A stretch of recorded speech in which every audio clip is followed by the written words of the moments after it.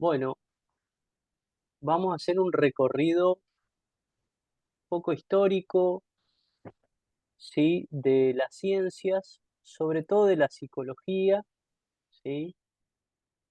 Breve, a ver, ¿en qué sentido? Todo lo que vamos a ver ahora no es necesario que ustedes lo manejen, ¿no? Simplemente es para que nosotros le demos el contexto y podamos comprender de qué trata la psicología social. Posteriormente a eso vamos a introducirnos en uno de los conceptos más fundamentales de la psicología social, que son las representaciones sociales, ¿sí? Concepto bisagra, ¿sí? Para las ciencias sociales y que a nosotros nos va a servir un montón. El concepto de representación social sí es un concepto que ustedes tienen que manejar, ¿no? Como herramienta de estudio, ¿sí? Como herramienta de análisis, ¿sí? Y como concepto que explica la forma de construir la realidad social compartida que tenemos nosotros, ¿sí? Así que voy a compartir un Power para que sigamos un poco las ideas y obviamente después conversamos. Este Power lo vamos a subir al aula virtual, ¿sí? Bueno, Me parece importante también recordar que pueden ir cortándolo al profesor, preguntándole, ¿sí? No se vayan quedando con dudas. exactamente, totalmente. Bueno, salud mental y perspectiva psicosocial sería el inicio de la clase, ¿no? Del cómo nos vamos a introducir a la disciplina de la psicología social. Antes hago una aclaración pequeñita. Cuando hablamos de psicología, sí, hay que contemplar que la psicología en tanto disciplina es muy heterogénea en su interior. Es decir, que hay muchas psicologías. Las psicologías en realidad son, ¿no? Sí, cada marco teórico tiene una terapéutica, ¿sí? Pero como nosotros acá vamos a quedarnos con la perspectiva científica, no con la terapéutica, ¿sí? Y vamos a hablar exclusivamente de la psicología social. Ahora bien, cualquiera de las psicologías, ¿sí? Está dentro del marco, o al menos la práctica de la psicología, en términos plural, está dentro del marco de la Ley de Salud Mental Argentina. Esto también es una aclaración pertinente porque tal vez ustedes o familiares o lo que fuere tuvieron una vez un acercamiento a la psicología, a su terapéutica, ¿no? Tuvieron experiencias terapéuticas, capaz, o no, pero todas esas experiencias terapéuticas, sean en lo público o en lo privado, debieran tener como marco de orientación la ley de salud mental, ¿sí? Es una aclaración importante. La ley de salud mental es 26.657. Sí, acá simplemente yo señalo algunas cositas de la ley de salud mental, que es un cambio de perspectiva desde el 2010, o sea que fíjense que es relativamente nueva, sí, es una ley del 2010, ¿no? Sancionada en el gobierno de Cristina Fernández de Kirchner, ¿sí? Y si hay algo acá no menor que tiene un enfoque, la salud mental es una perspectiva, ¿sí? Que no implica solamente la ausencia de afección o enfermedad, sino un proceso de bienestar físico, mental y social, ¿sí? Y tiene un concepto de salud mental. ¿Cuál es el concepto? Un proceso determinado por componentes históricos, socioeconómicos, culturales, biológicos y psicológicos, ¿no? La ley aclara que cuya preservación de todos estos aspectos de nuestra vida y mejoramiento implica la dinámica, ¿sí? De una construcción social vinculada a la concreción de los derechos humanos de toda persona, ¿sí? Es una ley anclada en una perspectiva de derechos humanos. Ahora vamos a ver por qué es una ley anclada en la perspectiva de derechos humanos. Acá también hay que resaltar que, como hablaban hoy, no sé si era Zoe o quién había dicho, me olvidé, pero esta idea de que las ciencias sociales no se pueden pensar separadas, ¿no? Que es una idea de Fogliari. Claramente no se piensan separadas. Por eso las dimensiones históricas, socioeconómicas, culturales, biológicas, tienen que ver con nuestra salud mental. ¿Sí? La pregunta rectora podría ser, ¿qué dicen nuestras condiciones de vida de nuestra salud mental? ¿Sí? Es una pregunta orientadora de cómo se enfoca la salud mental en la Argentina. Con esto decimos que cuando hablamos de psicología no hablamos solo de un aspecto individual de una persona. ¿Sí? Hablamos de lo social, de lo vincular, de lo económico, de sus condiciones materiales. ¿Sí? Polgari también resalta entonces ahí la perspectiva de Marx, porque es Marx el que señala que el materialismo es un componente contextual fundamental. Las condiciones materiales de la persona influyen en la posibilidad de conciencia de una persona. Y ahí como para hacer un paréntesis chiquito, ¿no? Me parece interesante esta como idea que sobrevuela un poco, ¿no? En nuestras interpretaciones, en nuestras visiones. A veces uno, cuando tiene la oportunidad de conversar con alguna gente de economía, suelen decir, bueno, nosotros somos la más dura de las ciencias sociales, ¿no?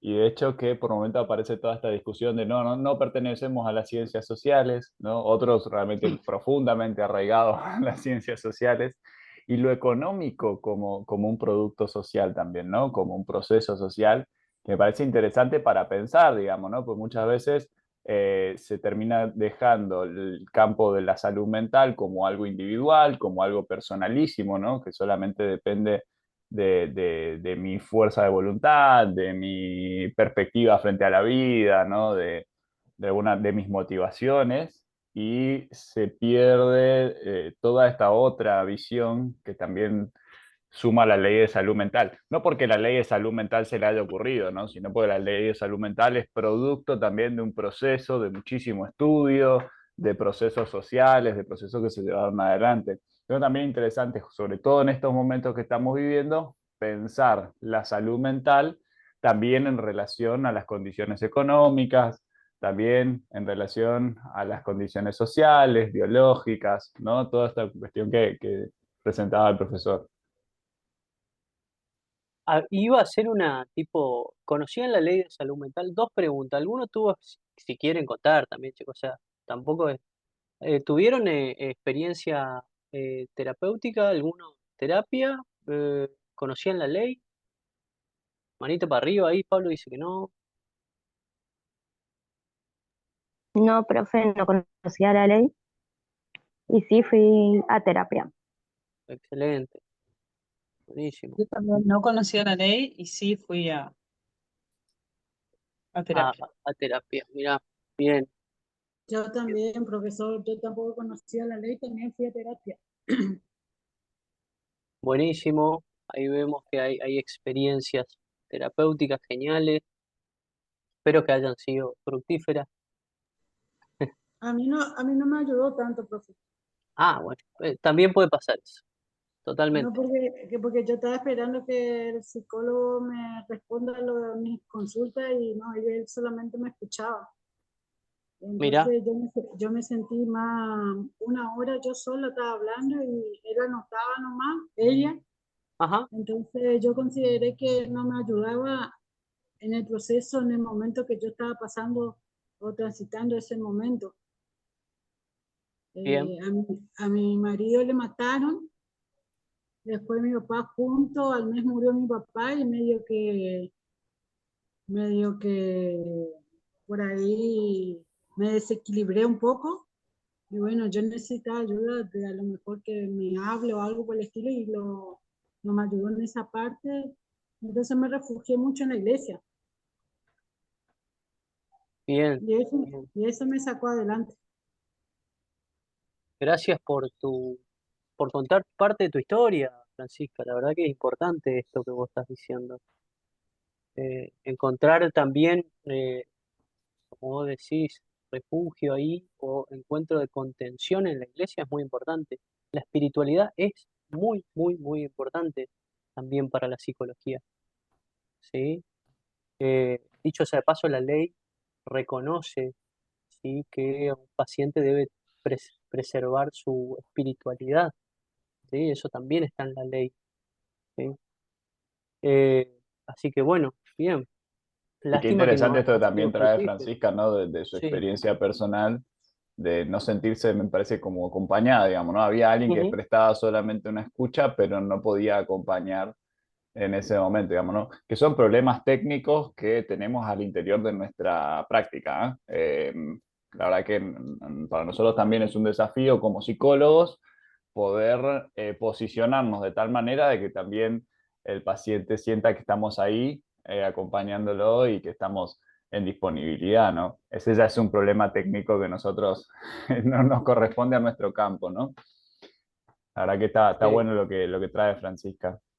sí. Es complicado, no sé si tal vez, no creo que sea porque somos de Misiones.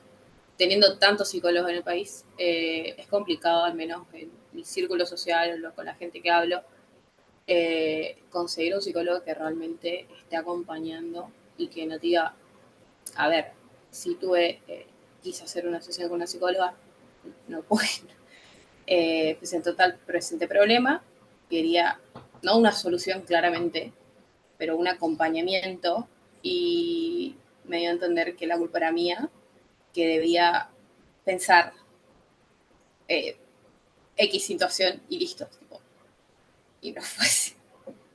O sea, un trato súper, nada profesional. Y también tuve un par de amigos que también hicieron lo mismo. Cabe aclarar que estos, no quiero ser respectiva, pero la mayoría son de la obra social. Eh, Hasta que, bueno, encontraron uno, mis conocidos en Buenos Aires, de forma virtual, que más o menos hacía acompañamiento. Pero se nos hace muy complicado encontrar realmente a alguien que pueda hacer acompañar de la forma que debe acompañar un profesional y no hacer esto. Eh, Sí, perfecto. O sea, Sí, eh, Por mi coinc- caso, por ejemplo, para que ahí está Miriam y Ana. A ver, bueno, en realidad coincido con lo que dice Zoe, es muy complicado hoy en día o sea, después de la pandemia también se volvió mucho más complicado poder conseguir esa contención psicológica que dicen que, eh, vamos a decir, todos podemos acceder. Hoy, se cortó. Ah, justito. Se cortó Miriam. No, pues no debe estar escuchando. Creo que Analía, hay, ahí está. Ahí está. no, que decía que acá en nuestra localidad hoy es muy difícil eh, conseguir, vamos a decir, el profesional que te brinde esa atención y esa contención, como decía Francisca también, que no simplemente te escuche, sino que también te hable y trate de encontrar el punto de tu problema. Yo, en mi caso, por ejemplo, como dijo Zoe, fueron a varios y por ahí no encontró en ese montón lo que ella buscaba y tuvieron que acceder a otro tipo eh, de profesional de forma virtual y no de forma, vamos a decir, esa contención presencial. Bueno, yo también pasé por varias. Uy, se volvió a Se trabar. cortó otra. Bueno, yo fui, soy también acá de Puerto Rico y sí conseguí una profesional que me supo acompañar o en realidad no era que tenía un problema, sino que necesitaba acomodar un poco mi cabeza. Eh, pero sí, la verdad que sí, una excelente profesional acá en Puerto Rico, la psicóloga Sandra Tarnowski. Y la verdad que sí, supo entender lo que yo necesitaba, me supo guiar, digamos, y la verdad que sí, reconforme con su acompañamiento, digamos. Bien.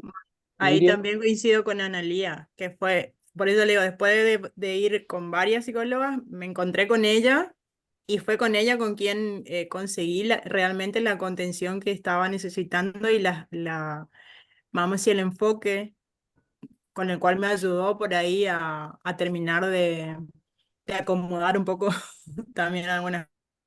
Ujú. Bien.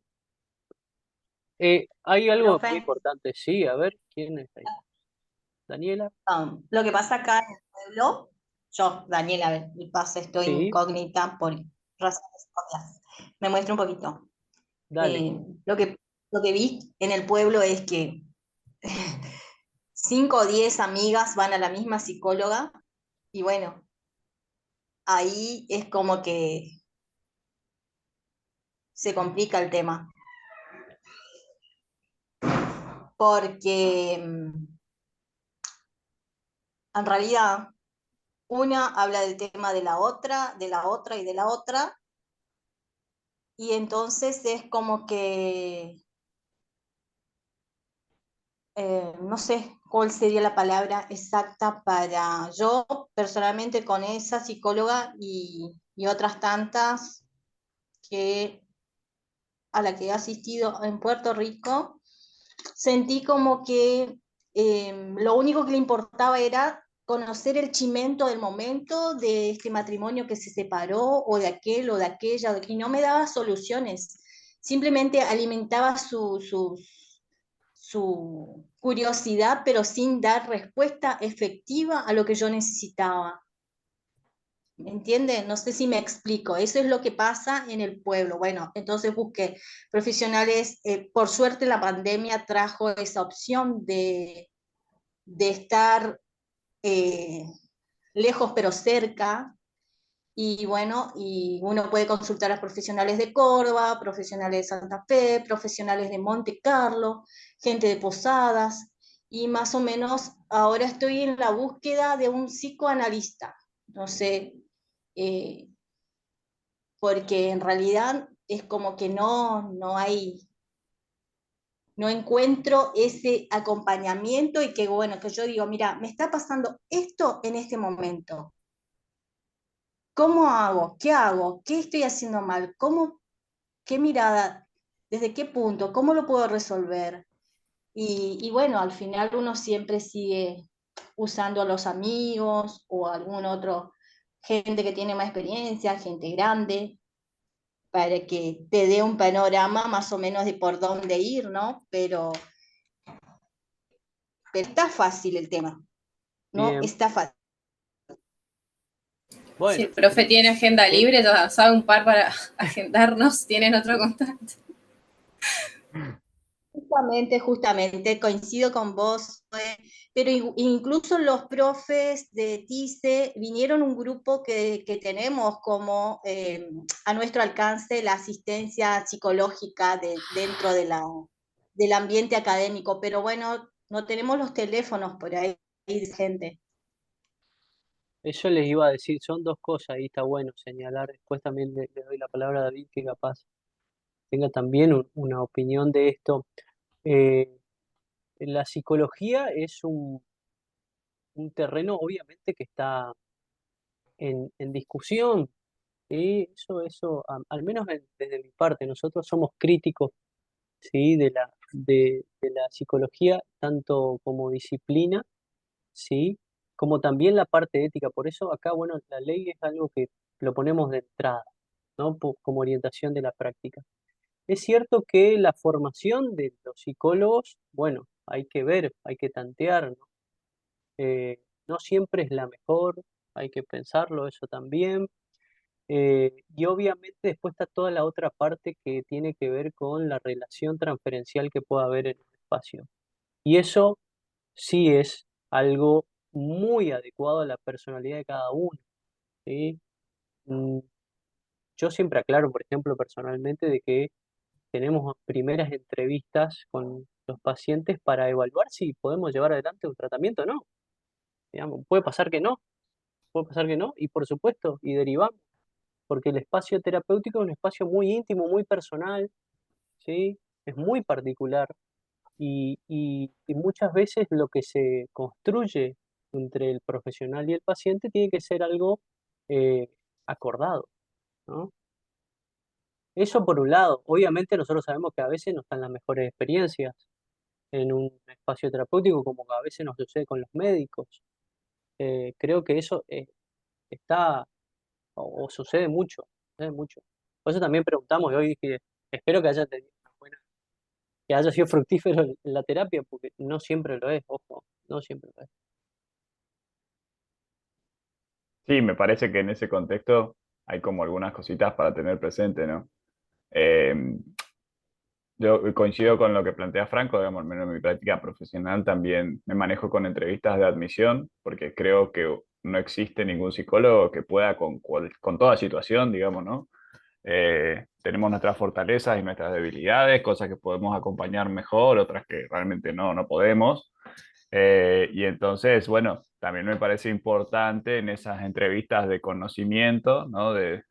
Yo conozco al paciente, el paciente me conoce a mí, desde ahí poder recalcular y ver si yo voy a poder ser útil, si yo mismo me siento que puedo acompañarlo o no, ¿sí?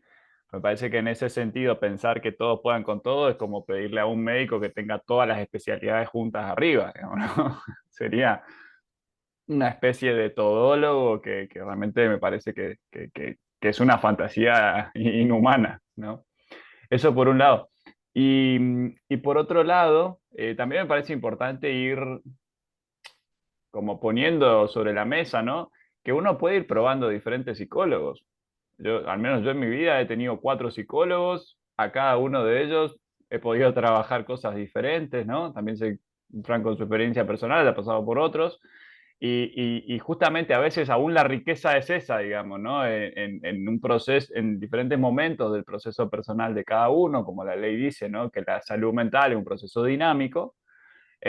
Justamente en esa dinámica habrá momentos en los cuales uno pueda sentirse muy cómodo con alguien y después más adelante decir, che, acá siento que la cosa dejó de funcionar. ¿Sí? Me parece importante tener presente eso. Y después, por otra parte, fíjense que todos están teniendo experiencias de atención en salud mental individuales. ¿Sí? De tú a tú, digamos. Y la verdad que la ley de salud mental en ese sentido también, al tener una perspectiva psicosocial, eh, habilita espacios comunitarios de intervención, ¿no? Desde atenciones grupales, desde espacios de reflexión acerca de temas específicos, ¿no? Yo estos días estaba viendo algunos lugares que están trabajando talleres de duelo, por ejemplo, ¿no? Muy interesante la propuesta. Personas a las cuales les convoca una misma situación vital, poder agarrar y abordarla de manera colectiva, grupal, como también para empezar a tener presentes otras representaciones, pues sobre todo en nuestro país nosotros tenemos muy la representación del psicólogo, psicoanalista, ¿no? Con el diván, más allá de que uno es psicoanalista, digamos, para analizar la imagen, ¿no? Con el diván, y es como, ¿y cuándo me voy a acostar, digamos, ¿no? ¿Y en qué momento paso al diván? Son todas representaciones que habitan mucho en nuestro país, sobre todo un país que tiene muchísimos psicólogos, digamos, ¿no? Lo cual algunos dicen, no, es porque estamos todos locos, ¿no? Uno escucha ese tipo de comentarios en los barrios, pero me parece que si tuviéramos la misma cantidad de médicos y dijéramos, che, un país que tiene muchísimos médicos, no diríamos de un país que está recontra enfermo, ¿no? Quizás justamente el hecho de que seamos un país que tiene tantos psicólogos, entre otros factores, nos diga que, bueno, tenemos algún interés en estas cuestiones de salud mental. No de balde, en nuestro país se crea la ley de salud mental, que es modelo también para muchísimos otros países en la región. Nosotros tenemos una ley de salud mental que realmente es muy buena, ¿sí? Por eso también el movimiento de psicólogos ha salido tanto a defender esta propuesta de la ley de salud mental que la ley ómnibus ha querido mover, ¿sí? Me parece que son cuestiones, fíjense que es llamativo que tenemos una ley de salud mental de primer nivel, que estamos todos realmente muy en general, ¿no? Más allá de lo particular, en general muy de acuerdo con esta ley y el gobierno propone empezar a transformar eso, es como volviendo a modelos muy antiguos, ¿sí? A modelos que nos han, de los cuales hemos tenido que ir despegando aún desde el medioevo. ¿Sí? O sea, ustedes fíjense qué interesante cómo cuando empiezan a ponerse en juego objetivos políticos, la salud mental se transforma en un valor de interés. ¿sí? Como para empezar a plantear el mismo. ¿sí? Seguimos porque si no nos vamos a enganchar en otros temas. Ese es un punto central, ¿no? La ley de salud mental es efecto, no vamos a historizar la ley de salud mental, pero es efecto de una lucha colectiva bastante larga en la Argentina y es sí bisagra y es conocida en todo el mundo la ley de salud mental, porque la Argentina tiene grandes desarrollos de salud mental, ¿sí? Y sobre todo en la etapa de la dictadura, ¿sí? Donde se conformó un equipo de atención, ¿sí? A las madres, eh, con las madres de Plaza de Mayo, ¿sí? Es un dispositivo de atención psicosocial reconocido a lo largo de todo el mundo. Eh, en ese aspecto la Argentina sí pica en punta, como se dice, entre los desarrollos de salud mental. Eh, pero para poder pensar cuándo nace o cuándo empieza la psicología social, acompañada de la perspectiva comunitaria y decolonial, ¿sí? Decolonial quiere decir que es una perspectiva de crítica a los procesos coloniales que habitó nuestro territorio, sobre todo América Latina, y el nuestro, también, Misiones en particular, ¿sí? Em, Nace a partir de Galén, psiquiatra conocido también en el movimiento de la salud mental, ¿sí? Que tiene esta frase, que hay una imagen que atormenta luego de la Segunda Guerra Mundial, y es la similitud que hay entre los asilos colonia y los campos de concentración. Imagen fatal, ¿no? Los asilos colonia son los manicomios, ¿sí? Son instituciones, ¿sí? De hospitales, ¿no? Que se han llamado hospitales para la locura, que nacen a principios del siglo pasado, ¿sí? 1900. En la Argentina estoy hablando específicamente. En la Argentina empiezan a conformarse esas instituciones en 1900 a partir de el gobierno de Roca, segundo gobierno de Roca, y a partir de la figura de Domingo Cabret, médico sanitarista. ¿Sí? Domingo Cabret viaja a Europa y trae como herramienta de atención los asilos colonia a principios del 1900. Con ese plan político a principios del 1900 nace también el Hospital Pedro Baliña y el Hospital Carrillo, que no era Carrillo, sino el Hospital Psiquiátrico Posadas, en 1937. ¿Sí? Estamos hablando, fíjense la fecha, ¿sí? Es anterior a la provincialización de Misiones. La provincialización de Misiones es en 1953, con su primer constitución en 1958. Estamos hablando de instituciones más viejas que la provincia en su constitución, ¿sí? O sea que, para que nosotros nos demos una idea, el Hospital Carrillo, que está hoy al lado del Hospital Baliña, que forma parte del Hospital Baliña, el Hospital Baliña nació como un hospital para leprosos, ¿sí? Era el leprosario, ¿sí? Estas enfermedades eran atendidas a principios del 1900 a partir de este sistema de asilos colonias que lo que hacían era encerrar a las personas y tratarlas en su interior, ¿sí? Ese tipo de tratamiento, mediante el encierro, dio lugar a prácticas represivas e inhumanas. Este es el lado B de la psiquiatría y la psicología, ¿sí? Así como la antropología tiene un lado B con los procesos colonizatorios, ¿sí? La antropología fue la disciplina que legitimó que el blanco caucásico sea una raza superior a cualquier pueblo originario, ¿no? O sea que, atención, ¿no? Estamos hablando de la antropología del siglo XIX, ¿no? La antropología que fundamentó la campaña del desierto o la guerra de la Triple Alianza. O sea que las ciencias y la ideología de las ciencias legitiman prácticas de gobierno, muchas veces, ¿sí? Fogliari dice que la antropología nació como la ciencia que estudia a las sociedades no occidentales, pero la estudiaban como si fueran primitivos, ¿no? Desde una perspectiva de la normalidad y de la civilización, ¿no? Entonces el guaraní no era un civilizado, el mapuche tampoco, el tehuelche tampoco, el diaguita calchaquí tampoco, Que ¿no? sigue apareciendo en esta idea del subdesarrollo, ¿no? Exacto, ¿no? Entonces los procesos colonizatorios que nosotros vivimos estaban sustentados por ideas científicas, entre comillas científicas, ¿no? Entendamos que ahí estamos en un punto crucial, ¿sí? Recomiendo, si quieren verlo en Cinear, hay un documental que se llama Inacayal, ¿sí? Inacayal es un cacique mapuche de la Patagonia que fue raptado en la campaña del desierto de Roca y exhibido en el Museo de La Plata, ¿sí? Estamos hablando del fines del siglo XIX, ¿sí? El Museo de La Plata es conocido por ser un museo que guarda restos óseos de pueblos originarios, ¿sí? Le devuelven el cuerpo, fallece Inacayal en el Museo de La Plata y le devuelven el cuerpo a los mapuches en 1994, 100 años después.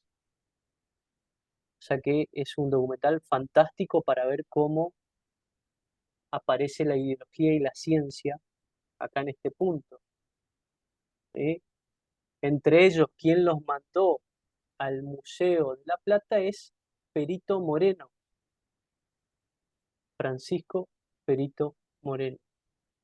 Bueno, eso solo para atender, pero esta perspectiva llega la Segunda Guerra Mundial y lo que impacta es que en estas instituciones manicomiales y asilares las personas están como si fuera un campo de concentración. Y ahí empieza un movimiento a lo largo del mundo que empieza a modificar las prácticas que surgían al interior del manicomio, ¿sí? Acuérdense que terminada la Segunda Guerra Mundial, en 1953 se genera la ONU, ¿sí? El Organismo Internacional de las Naciones Unidas, y a partir de ahí también la Organización Panamericana de la Salud. O sea que nosotros tenemos ahí un movimiento que empieza a modificar las prácticas de salud mental, ¿sí? Ahí nace también, acá pongo un poco, son, digamos, perspectivas históricas y científicas de la salud mental, que son como hitos históricos de cambio de práctica, ¿no? Que obviamente critican al manicomio como forma de tratamiento de la salud mental, ¿no? En la Argentina y en Latinoamérica tenemos la perspectiva grupal de Pichón Riviel y José Blecher y la psicología comunitaria o perspectiva comunitaria de Enrique Saforcada y Maritza Montero. Eso solo al pasar les comento, pero para posicionarnos mediados del siglo XX, o sea, mediados del 1900, más precisamente los 50 y los 60, empieza a constituirse la psicología social, ¿sí? Con una crítica, como ven ahí, al hospital psiquiátrico, una crítica ético-jurídica, ¿sí? Porque se violaba derechos humanos, claramente, la persona era encerrada, violentada, ¿sí? Había tratamientos de Torturadas. torturada, Ujú. ¿no? Hospital terminaba siendo una anécdota. Acuérdense que la palabra hospital viene de la idea de hospitalario, ¿no? De alguien que recibe con hospitalidad a otro. Y no es de sorprender que rápidamente se haya cambiado la palabra hospital por manicomio, digamos, ¿no? Ni siquiera reflejaba las prácticas que de alguna manera se acercaran a la salud, sino que habrían crímenes ahí de lesa humanidad, la verdad que llevada adelante por psiquiatras y psicólogos muchas veces, ¿no? Justificando lo que se hacía como una forma de tratamiento, ¿sí? Vamos a electrocutarlos, vamos a meterlos en bañeras con aguas heladas, vamos a dejarlo bajo la lluvia, ¿no?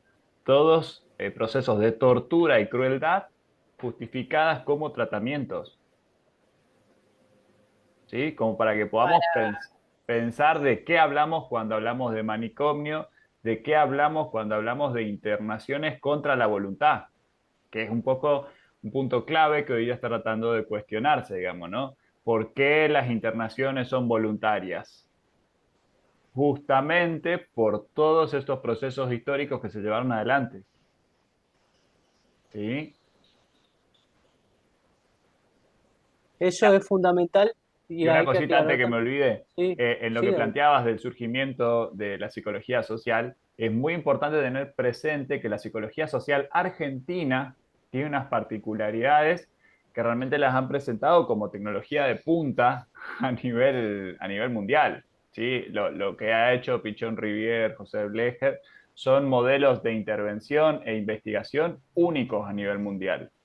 Y me parece importante marcar eso también, porque si no siempre queda la idea de que lo científico, lo tecnológico, lo realmente estudiado, lo serio, viene o de Europa o de Estados Unidos, y en nuestro país se están llevando adelante procesos investigativos y de intervención de primer nivel, ¿sí? Entonces, para tener presente, no es lo mismo la psicología social estadounidense que lo que ha hecho la psicología social como movimiento y como ciencia en nuestro país.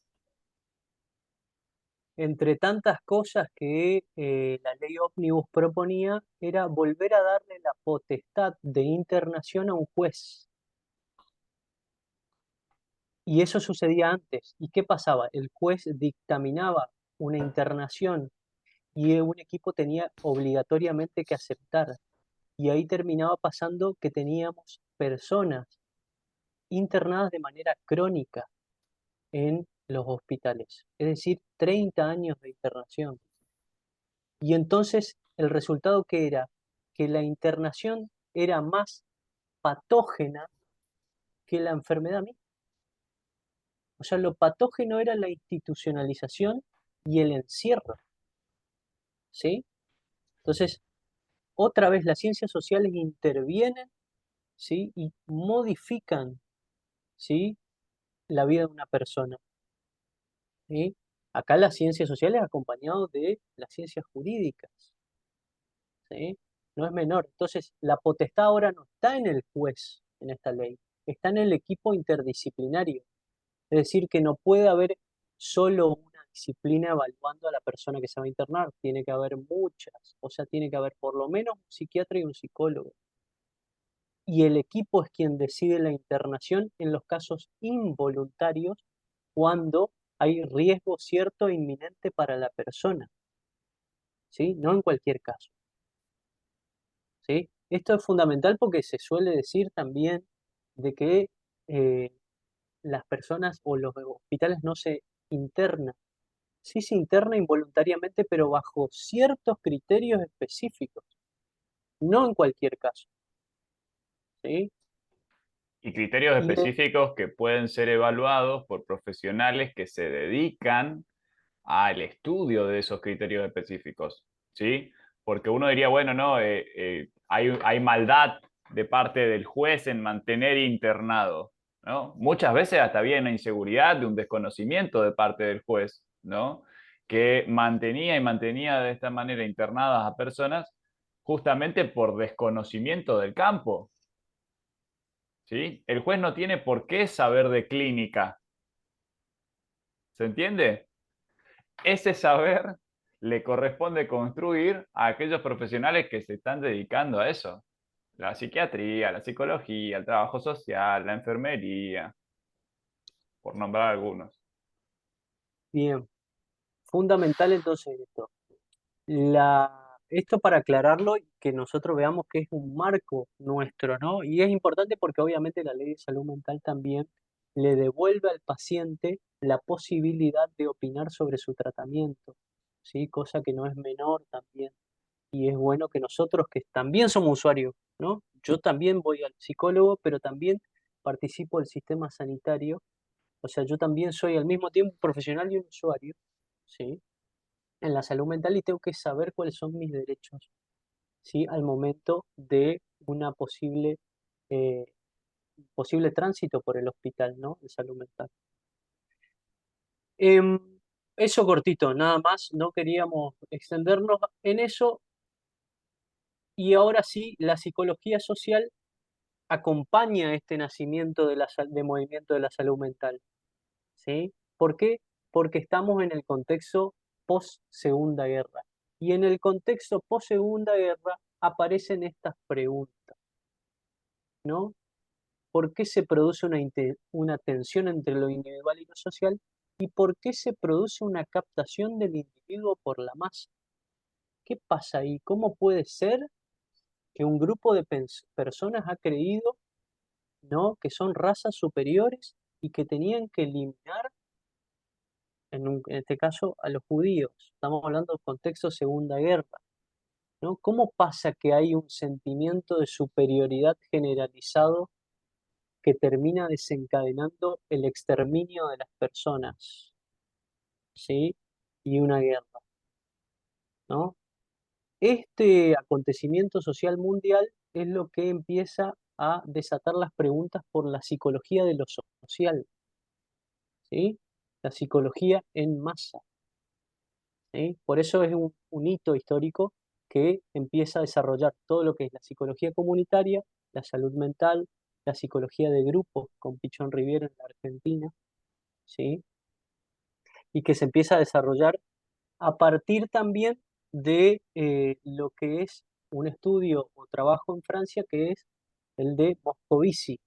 Moscovici es quien en los años 80 va a empezar a trabajar los conceptos que participaban en la sociología, los va a extrapolar y a empezar a trabajar en la psicología, ¿sí?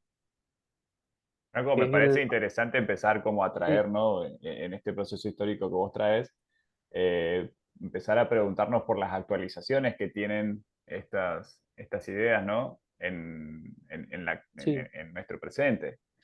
Pensar esta cuestión de la captación del individuo por la masa, que hace que un montón de gente de pronto empiece a sentirse superior a aquellos que tengan, en ese momento se decía, otra raza, hoy podríamos decir otra cultura, otra forma de vivir, ¿no?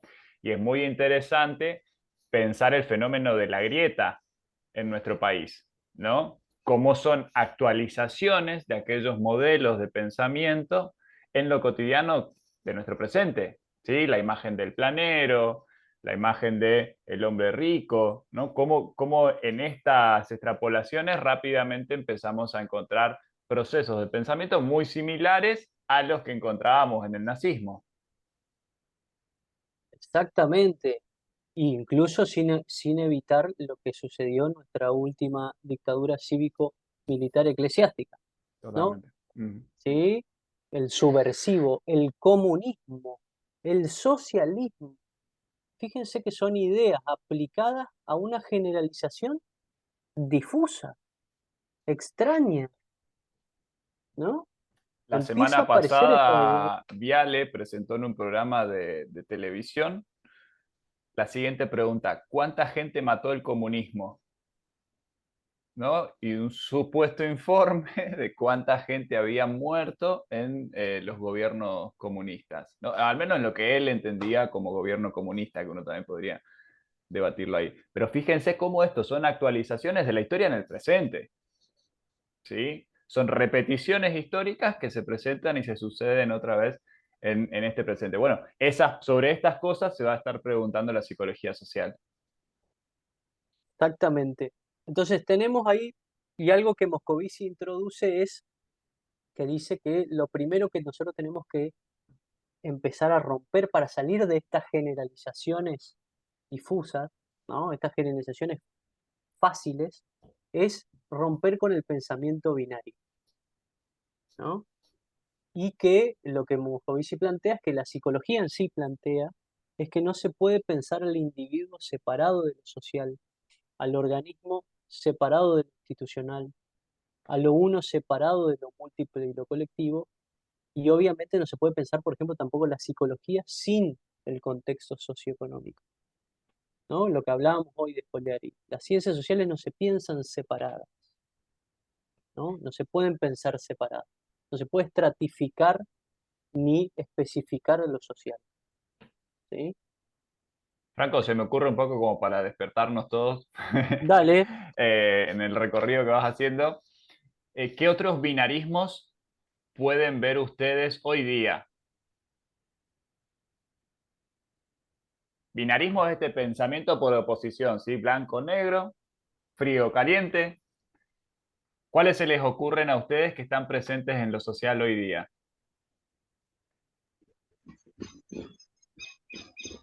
Y un contacto puede ser que tanta importancia tiene o que tanto lugar tiene hoy las redes sociales. Redes sociales sí o redes sociales no. Ah, ok. Ujú. Está bueno. ¿Enemiga o amiga? Me gusta o no me gusta. Tal cual. Y ahí también está el punto de hoy de lo que daña hoy las redes sociales psicológicamente a las personas que los consumen prácticamente a diario. Principalmente se ve más en las personas, o sea, vamos a decir hoy en las figuras públicas, los actores, los cantantes, o sea, se ve que en las redes sociales hay a gente a la que le afecta muchísimo y si no, a los que lo consumen diariamente, prácticamente se vuelven adictivos a estar todo el tiempo en ese punto. Está bien, pero eso sería un análisis de proceso. Yo les invito a que pensemos en esos contextos, aún en los digitales como están presentando ustedes, qué representaciones binarias aparecen. Les pongo un ejemplo. A mí me parece que en las redes sociales hay algo muy, muy presente y es derecha-izquierda en términos políticos, ¿no? Como si lo derecho fuera, la derecha fuera una masa uniforme y la izquierda fuera una masa uniforme, fundados en la representación ideológica realmente muy, muy precisa, muy, con mucha intencionalidad que en nuestro país presentó la Nata, ¿no? Con la idea de la grieta, ¿no? Entonces dijo, bueno, vamos a cortar acá y va a haber los de este lado y los de este otro lado, los buenos y los malos, los lindos y los feos, los ricos y los pobres, y ahí ustedes pueden empezar a jugar con esta idea, ¿no? Pero de este tipo de binarismos, ¿cuáles pueden ver ustedes hoy día?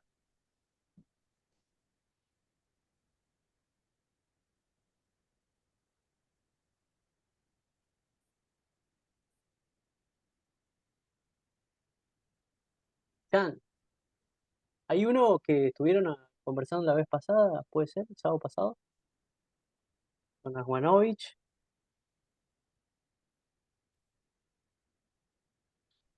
Acá ponen en el grupo, ¿Milei o no Milei? Sí. Profe, Daniela, ahí en el chat del aula puse un par de binarismos que andan circulando en redes. No La, sé cómo subirlo al aula virtual, pero podría ser un ejemplo. la identidad de género también es hoy es una cuestión de binarismo y de movimiento, vamos a decir, de preguntas a diarios. Ujú. En la identidad de género, ¿cómo lo ves ahí? Está bueno ese ejemplo.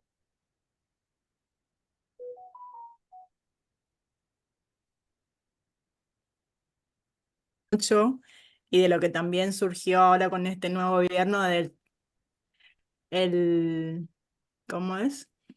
La identidad de un chico que creyéndose chica o de una chica creyéndose chico. O sea, eh, hace 4 años atrás eso es prácticamente ya un derecho que tiene cualquier persona a elegir qué quiere ser o qué no quiere ser. Y hoy también es como que o sea, empezar otra vez a cerrar ese círculo y empezar a como negar o que se niegue lo que decida cada uno con su identidad de género. Ujú. O varón o mujer. O varón o mujer. Pensamiento Sí, o binario es sea, pensar solo en dos posibilidades todo el tiempo. ¿Sí?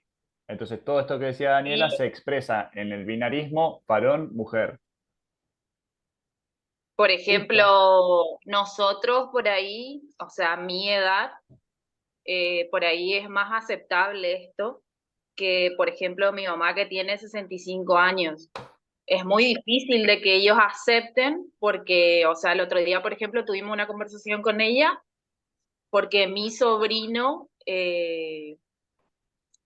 tiene otro punto de vista, o sea, le gusta otras cosas y es como que ella me preguntó a mí si yo estaba de acuerdo con eso y le dije, o sea, esa es perspectiva de cada uno.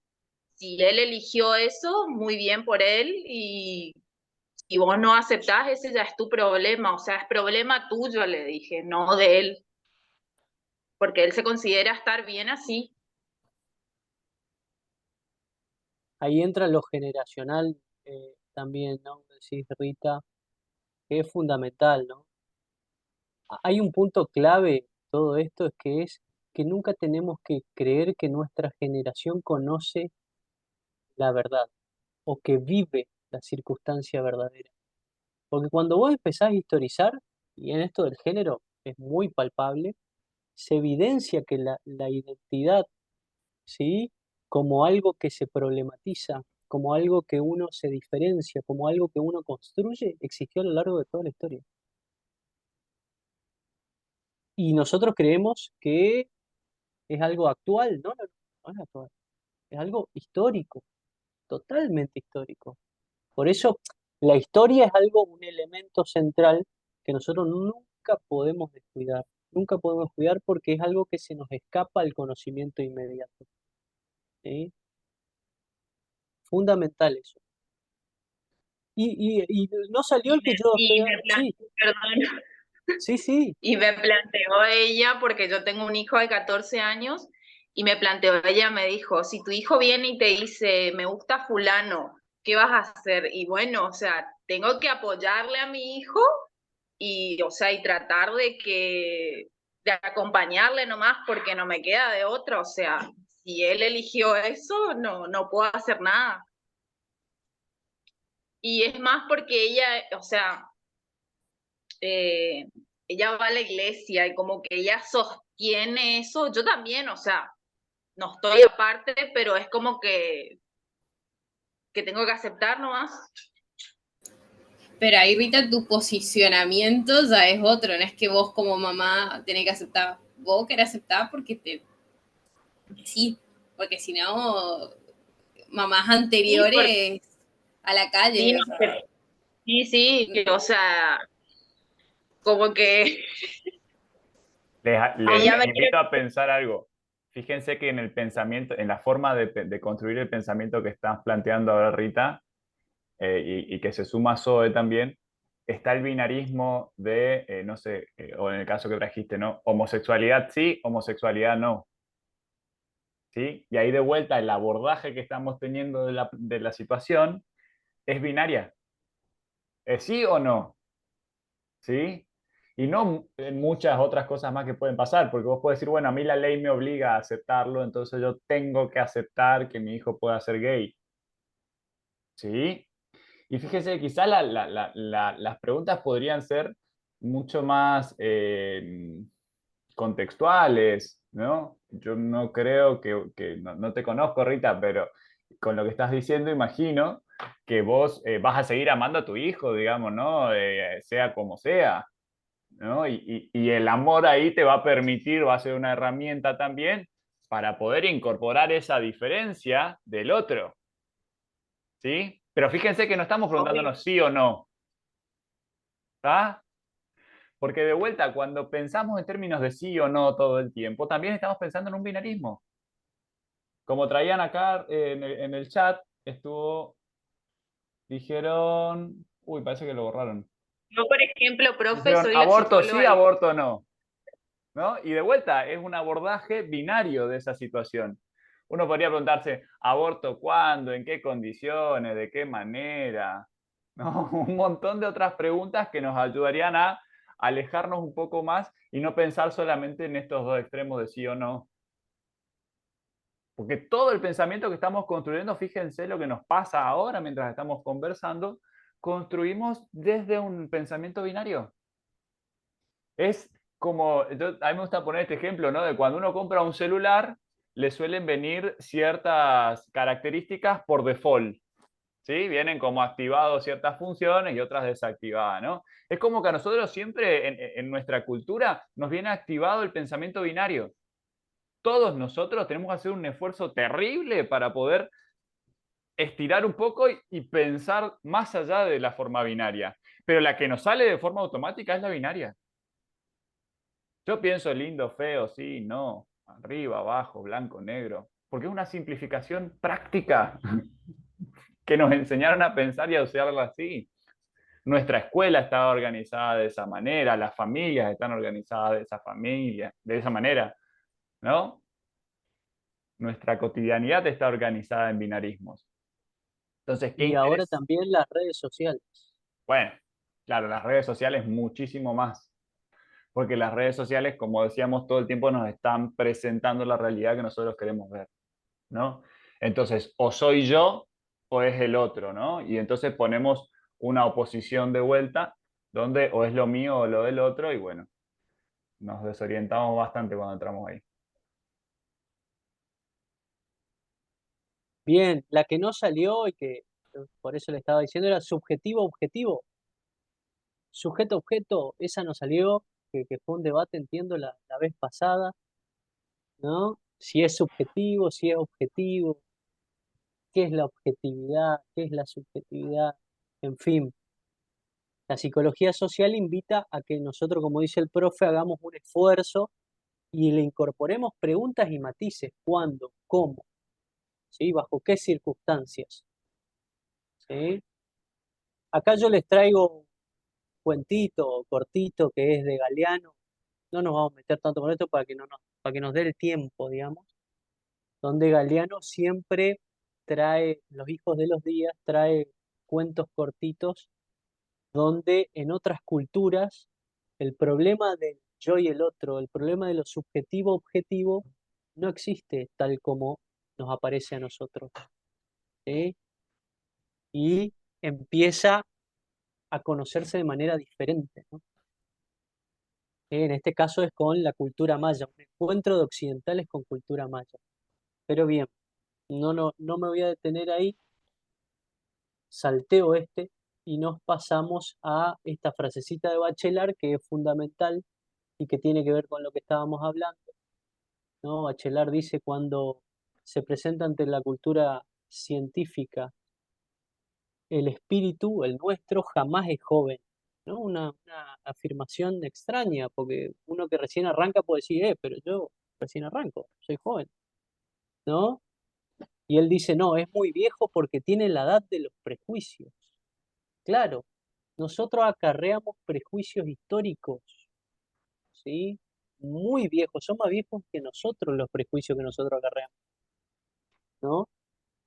Entonces, la ciencia es un ejercicio de interpelación personal como nosotros nos vamos quitando a los prejuicios, ¿sí? Y eso, en ese aspecto, la psicología es fundamental.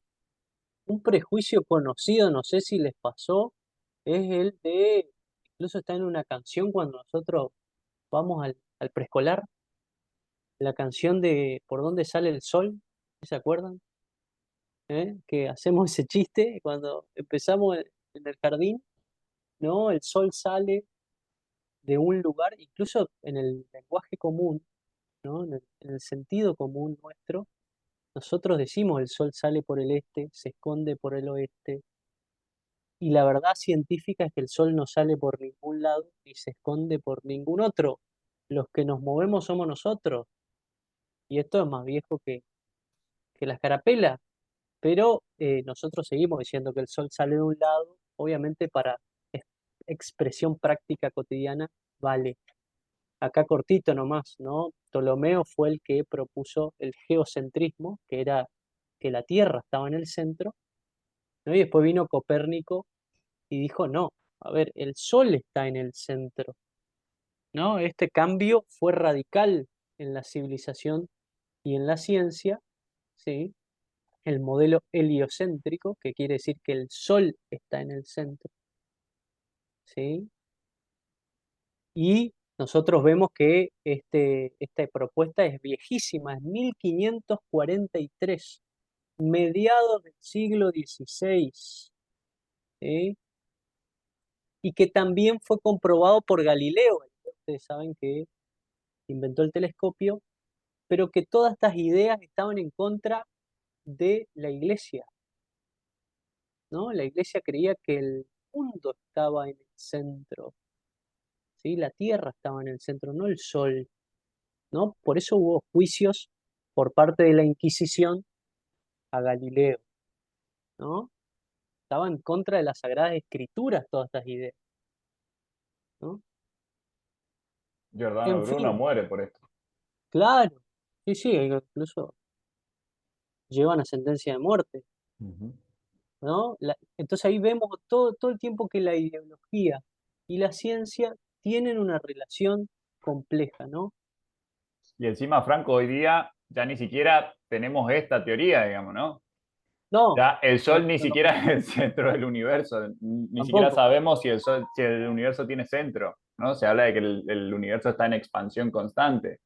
Entonces, fíjense que estamos dos descubrimientos científicos atrasados, por lo menos, ¿no? Seguimos diciendo sale el sol, vamos a ir a ver la puesta del sol, decimos, ¿no? Acá lo que estamos cerca del río, pero está bien en sentido poético, no nos vamos a sentar a destruir la poesía para nada, pero fíjense cómo estas poesías nos muestran que estamos dos descubrimientos atrás. Seguimos ¿Sí? pensando como allá el siglo I, siglo II. Entonces, ahí hay un punto central porque con el Galileo sí lo que pasa es que la astronomía y la física se independizan de la filosofía, ¿sí? Y ahí hay un punto central, ¿sí? Porque la razón humana va a ser el criterio orientativo de la ciencia. Pero otra vez entramos en el mismo problema. ¿La razón de quién? ¿Sí? Porque en el siglo XVI, siglo XVII, estamos en pleno proceso colonizatorio en América Latina, ¿sí? El genocidio de los pueblos originarios que empieza en 1492. O sea que todo ese proceso, sí, que hoy en día es considerado por el giro de colonial, ¿sí? Entonces, la razón humana era ¿para quién? Para los cristianos. Otras culturas no entraban en la razón humana, ¿sí? A tal punto que Galeano, también les dejo acá otro texto, ustedes lo pueden ir a buscar. Galeano explica cómo muchas perspectivas, ¿sí?, de la ciencia tienen que ver con un profundo racismo, ¿no? Galeano estudia todo este proceso histórico para demostrar que la cultura europea, ¿sí?, se instaló como si fuera la verdad, como hablábamos, la verdad universal y absoluta, desprestigiando a las otras culturas, por supuesto. Y es parte de que lo que nosotros fuimos estudiando a lo largo de nuestra historia, ¿sí? Pero en fin, más allá de todo esto, la psicología y la sociología nacen, ¿sí?, a principios del siglo XX, 1900, y ahí está nuestro punto de anclaje, ¿sí? 1900, ¿por qué? Porque más o menos está ahí un texto bisagra en la ciencia, que es en la interpretación de los sueños de Sigmund Freud, y anteriormente, un poquito anterior, la introducción al método sociológico de Emil Durkheim. Estas son las dos referencias centrales, ¿sí?, que van a conformar luego, ¿sí?, en los 60, ¿sí?, se va a tomar estas dos obras para construir lo que es la psicología social, ¿sí? Pero ¿qué pasa entonces en 1900? Tenemos acá fíjense, todos varones ahí, médicos, y la única mujer, bueno, y la acompañante, la enfermera. Esto es una presentación de enfermos en Francia, ¿sí? A comienzos, finales del siglo XIX, finales del 1800, principios del 1900, se hacía esto, ¿no? Acá participaba Freud. ¿Con qué se encuentra Freud acá? Este es un relato anecdótico, pero fundamental, donde se hacían presentaciones de enfermos. Por ejemplo, los pacientes no podían caminar, ¿no? Era muy común esto. El paciente no podía caminar, ¿sí? Y el diagnóstico que aparecía era histeria, ¿sí? Que venía de útero, la relación con el útero. Por eso decían que esta enfermedad era de mujeres. Fíjense todos los prejuicios que estaban alrededor de esto, ¿no? Y no podían caminar las personas, pero no tenían ninguna alteración orgánica, ninguna enfermedad. Entonces las personas no sabían por qué podían, qué pasaba que no podía caminar. Y Charcot, que era un médico francés, trabajaba con hipnosis. Hipnotizaba a la persona y a partir de esa hipnosis le daba unas órdenes a la persona hipnotizada y la persona caminaba. Entonces ahí empiezan a darse cuenta, ¿sí?, de que bajo hipnosis la persona puede caminar. Fíjense cómo, en qué contexto nace la psicología. Fíjense, esto es brutal, ¿sí? Pero en estas presentaciones participaba Freud. ¿Y qué se da cuenta Freud ahí, ¿no? En esta circunstancia, se da cuenta que la mente puede escindirse, ¿sí? Cuando vos estás hipnotizado, estás inconsciente, ¿sí? Freud se da cuenta que la psique humana puede escindirse, ¿sí? Se da cuenta también que las personas, nosotros podemos sufrir a partir de una causa psicológica. ¿Qué quiere decir? Podemos sufrir pensamientos, deseos, ¿sí?, mandatos, ¿no?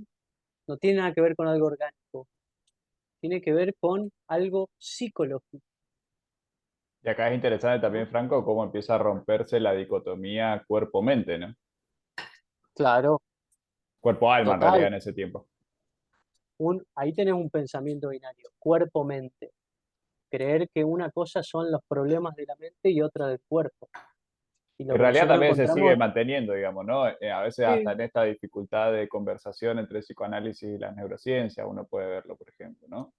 Donde, ok, ¿qué materialidad tiene el discurso? ¿Qué materialidad tiene la psique en las redes neuronales, en el cerebro, en el cuerpo, ¿no? Que sí. a veces siguen siendo un obstáculo epistemológico, diría Bachelard, para la conversación entre estas ciencias. Claro, a veces se cree que si nosotros tenemos un problema psicológico, tenemos un problema en el cerebro, Ujú. y en realidad no, ¿no? Y seguimos Es muy ubicando en el importante. cerebro, digamos, eso es fantástico también, ¿no? Claro, Una idea totalmente antiquísima, ¿no? Que la neurología ya ha traído otras propuestas, digamos, ¿no? Las redes neuronales atraviesan todo nuestro cuerpo y de hecho que hay focos que hasta tienen más conexiones que el cerebro y nosotros seguimos pensando que la cabeza, ahí está la razón. sí. Voy a un ejemplo práctico. Cuando tenemos una crisis de ansiedad, aparece la sensación de falta de aire. Y no es que tenemos un problema en las vías respiratorias. ¿Se entiende eso? Es fundamental porque empezamos a ver que no es que el cuerpo tiene una alteración, es que la psique humana tiene efectos sobre el cuerpo. Nuestras ideas, nuestros pensamientos, ¿sí?, que no necesariamente son conscientes, ¿no? Y ahí empieza el otro punto, que hay formas en que nosotros habitamos que son inconscientes. Voy a un ejemplo práctico y común, ¿no? Porque uno puede decir, nosotros nos disociamos, nos dividimos nuestra psique. ¿Nos pasa eso a nosotros a diario? Nosotros estamos conscientes full 24/7, ¿no? Bueno, de hecho que ahí hay discursos que hablan de conciencia plena, ¿no? Claro, Fantástico. ahí hay un punto central. ¿Qué pasa? Por ejemplo, a la mañana nos levantamos y nos cepillamos los dientes y no estamos, bueno, ahora voy a pasar el cepillo por el molar, ahora voy por la muela. No, estamos pensando cualquier otra cosa. O sea, entre nuestra conducta y nuestro pensamiento hay una diferencia abismal. Nuestra conducta está funcionando de manera automática y nuestra conciencia está en otro lado. En si vamos a llegar temprano a dónde vamos a ir, qué vamos a hacer hoy, en el sueño que tuve a la madrugada, en alguna preocupación pasada, ¿sí? No me hable hasta las 10 de la mañana. Ahí está, también esa, ¿no? Entonces, ¿qué es lo inconsciente? Es algo muy común. Nosotros podemos captarlo en todas las actividades que hacemos sin pensar. Todas las actividades que hacemos sin pensar son inconscientes. No nos damos cuenta y las hacemos, ¿no? E incluso en la pandemia fue muy común empezar a concientizarnos de las prácticas de cuidado y de higiene. Y después lo hacíamos automático, ¿no? Entonces, lo inconsciente es más común que lo que nosotros creemos, ¿no? Sí, Bien, nadie dice entonces, voy a tragar, voy a chupar, entonces voy a hacer presión no, con la parte del labio, ¿no? Voy a apretar el labio superior y el inferior y entonces ahí voy a hacer un movimiento con la lengua y voy a... No, se ha vuelto inconsciente, ¿sí? Tiene un trabajo de muchísimos años que hemos hecho para apoyarnos en un reflejo con el que nacemos, que es el de succión, y después poder ir transformando eso en la posibilidad de tomar hoy día un mate, ¿no? Pues esto uno lo ve muy práctico en pacientes que, por ejemplo, tienen ACV y que se destruye esos aprendizajes y tienen que volver a hacerlo desde cero, ¿sí? Es muy interesante porque ahí uno se da cuenta, la cantidad de cosas que yo estaba haciendo inconsciente. la cantidad de cosas que tenía aprendida, Sí. ¿no? ¿Sí? O cuando hablamos nosotros usamos la estructura de la lengua y no sabemos toda la estructura de la lengua. No conocemos el artículo, el prefijo, el sufijo. No, hablamos, ¿no? Hay un montón de elementos que nosotros, o dimensiones de la vida que lo hacemos de manera inconsciente, sin darnos cuenta, y tenemos la posibilidad como seres humanos de pensar en otra cosa, de que nuestro pensamiento esté en otro lado, ¿no? Esto es fundamental, lo cual quiere decir que para hacer conciencia necesitamos de un ejercicio del pensamiento que es la reflexión. Sin la reflexión no hay conciencia. Sin el ejercicio de pensar en lo que hago, ¿sí? O en lo que voy a hacer, en lo que hice, en lo que me pasó, no hay conciencia. ¿Sí? Bien, esto tiene que quedar bien claro porque es un descubrimiento crucial en la vida del ser humano, básicamente, ¿no? Y que asociándolo Porque, al campo ¿no? de la investigación socioeconómica, va a estar ahí presente, ¿no? Interviniendo claro, en sus procesos mentales superiores. claro, quiere decir que nosotros podemos percibir información sin darnos cuenta de ella. Y que Fundamental. de hecho, diría Freud, ¿no? Freud usaba estas metáforas de los tamaños, decía, si tuviéramos que representar, la conciencia es el territorio más chiquitito que tenemos y lo inconsciente representa la mayor parte de nuestra vida cotidiana. Entonces, la mayor fuente de captar información es inconsciente. La mayor entrada, la puerta más grande que tenemos es inconsciente. ¿Sí? Por eso también es tan difícil la construcción de un dato, porque es un proceso absolutamente posterior que se produce luego del encuentro con la cosa. ¿Sí? ¿Se entiende eso? ¿Hay alguna duda, alguna consulta?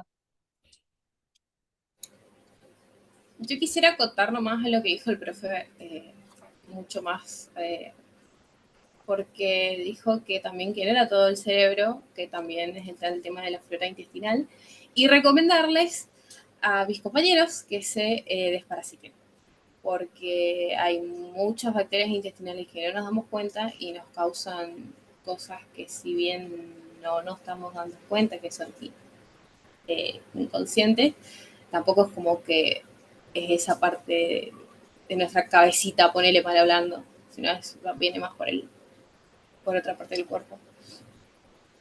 Está bueno esto, Zoe, vos hablás de los efectos que tienen la flora intestinal de nuestro estómago sobre algunos síntomas nuestros. Sí. Ay, Ok, sí. ok. Bien, ¿alguna otra duda, alguna consulta acá? Este tema es fundamental, igual lo podemos volver a tocar todo el tiempo, ¿no? Respecto de lo inconsciente, pero tenemos que caer en la cuenta que el descubrimiento en el que transita Freud y que hoy es influyente en nuestra vida es que nosotros podemos percibir información sin ser conscientes de ello. Pienses con lo que hablábamos hoy de la virtualización de nuestra vida, de los algoritmos, de las redes sociales, ¿no? Bien, de cómo manejan nuestros datos sin que nosotros sepamos. Y el acceso que podemos o no tener a eso real que decía la compañera. Bien. Y el otro punto central es Durkheim, que ustedes lo estuvieron viendo y lo van a ver en teorías sociológicas. Durkheim es crucial para las ciencias sociales porque también está cerca de la misma fecha que Freud. No se conocían, tengo entendido que no pudieron intercambiar relaciones ni ningún documento, pero Durkheim es un punto central porque él dice que hay que tratar los hechos sociales como cosas, ¿sí? Y asumir los datos estadísticos relativos a conjuntos sociales, clases, grupos, instituciones. ¿Eh? Hace un trabajo sobre el suicidio, Durkheim, ¿no? Que uno piensa, elige este tema a propósito, porque uno piensa que es un acto individual, pero él lo que lee es como es un efecto social, dice, ¿no? Durkheim entra en un tema central, ¿sí? Observa la diferencia de acceso a la escuela según clase social, por ejemplo, y que el suicidio era una posibilidad según sectores sociales también, ¿no? O sea que la introducción de Durkheim en las ciencias sociales es fundamental, ¿sí? Incluso Durkheim es el que estudia y dice, nosotros vivimos en un contexto social, ¿sí? Histórico, o sea que hay conductas, ¿sí? Que nosotros las reproducimos en la vida social, en la escuela. Por ejemplo, nosotros nos formamos en fila en la escuela, izamos la bandera y todo ese ritual en nuestra vida cotidiana es un ritual histórico y nosotros lo continuamos, lo reproducimos, ¿sí? Nuestra conducta entra y nosotros participamos de eso, ¿sí? Durkheim empieza a ver cómo lo social interviene en nuestras relaciones individuales y personales y vinculares, ¿sí? Fundamental este punto de Durkheim, ¿sí? Y entonces está este punto central que es, tras el actor social, tras nosotros, hay una estructura objetiva que explica cómo y por qué actuamos. Y en Freud, tras un síntoma individual, tras un padecer personal, hay una estructura inconsciente que explica cómo y por qué padecemos. ¿Sí? Los dos puntos centrales de la psicología social. ¿Sí? Bien, Profe, sí, ahí tras el autor social hay dura objetiva. ¿Qué significaría eso? estructura objetiva, Sí. bien. La Y algo estructura, más dice, sí, sí, porque realmente se nos armó un matete con lo objetivo, con lo subjetivo, con el objeto, con el sujeto, que el sujeto construye lo del objeto. Un matete que ahora no sé ya qué es lo objetivo. ¿Me puede explicar eso? fantástico, sí, es la mejor pregunta, está muy bien. ¿sí? Bien la Tenemos observación que ahí. empezar. Sí, sí, Hay sí, que sumarle excelente. el tiempo a esto. ¿Sí? Tenemos que considerar que el objetivo, ¿sí? Para la ciencia, ¿sí? La objetividad no es la neutralidad. ¿Sí? No, hay que ser objetivo, solemos decir nosotros. Sean objetivos, che. ¿Sí? Como diciendo, sean neutrales. ¿Sí? Las ciencias sociales establece que nosotros no somos neutrales. ¿Por qué no somos neutrales? Porque lo que hablamos hoy, tenemos prejuicios y sesgos. Nuestro ejercicio en la ciencia, o sea, cuando entramos en las ciencias sociales, es reducir nuestro sesgo y nuestros prejuicios, achicarlos, ir quitándonos sesgos y prejuicios. ¿Sí? ¿Sí? Entonces, ¿lo objetivo qué es? El objetivo está ligado a la posibilidad de poder estudiar un fenómeno en un contexto situado. ¿Sí? Entonces, ustedes cuando van a estudiar datos, no van a estudiar datos universales o en el aire. No, tienen que ser situados en un contexto particular. Por eso los trabajos que les pedía hoy, ¿no? Lo que les pedíamos en la clase anterior. Cuando nosotros estudiamos, ¿sí? Cualquier fenómeno tiene que estar situado. Nosotros no vamos a estudiar las representaciones sociales, por ejemplo, que tienen ustedes del TICE y LITADIS, ¿sí? De un estudiante de TICE y LITADIS. Las representaciones sociales de un estudiante de TICE y LITADIS. ¿Cuál estudiante? El de la Facultad de Humanidades y Ciencias Sociales. Fundamental eso. ¿Por qué? Porque otro estudiante de Ciencia de Datos de la UBA puede ser otro, la representación social que tenga. ¿Se entiende? La objetividad tiene que estar circunscripta a un contexto situado. Puede ser una institución, puede ser un barrio, puede ser una clase social, ¿sí? Ahí están todas las disputas respecto de la convención que vamos a establecer nosotros, ¿sí? Del fenómeno a estudiar, como dice Steingart. Nosotros vamos a definir anteriormente qué vamos a estudiar. No vamos a estudiar en el aire a cualquiera. No se puede hacer eso. O si se hace, caemos en alguna trampa como pasó con el presidente y el ministro de Economía. No se hace eso. ¿Por qué? Porque corremos el riesgo de relevar datos falsos. ¿Sí? La objetividad, dice Durkheim, entonces, siempre tiene que estar en torno a una estructura, una clase, una parte del Estado, una institución en particular. ¿Sí? Franco, y ahí hay Sí. dos cositas que me parece que podrían ayudarle a Daniela y a los demás también a pensar esto, ¿no? Primero, la actualización temporal. Durkheim, estamos hablando fines del 1800, ¿sí? Lo que nosotros le trajimos después de toda la cuestión epistemológica, yo no me acuerdo exactamente la fecha, pero más o menos Bachelard es un texto de los 40, ¿sí? Son 50, 60 años de distancia entre uno y otro. La propuesta epistemológica que hoy día estamos trayendo acerca de lo objetivo también es posterior, ¿sí? Entonces me parece fundamental ir teniendo también presente esto. Durkheim es un autor que está hablando del 1800 y pico, ¿sí? 1800 y pico, principio de 1900. Entonces, cuando él va a plantear estructura objetiva, acá desde Nachmanovich dice lo objetivo no existe, ¿no? Es como rotunda en eso. Quizá lo que está tratando de transmitir al decir lo objetivo no existe es que no existe como un objeto tangible en que nosotros podamos cruzarnos, ¿sí? No es una persona, sino que es una construcción que nosotros hacemos.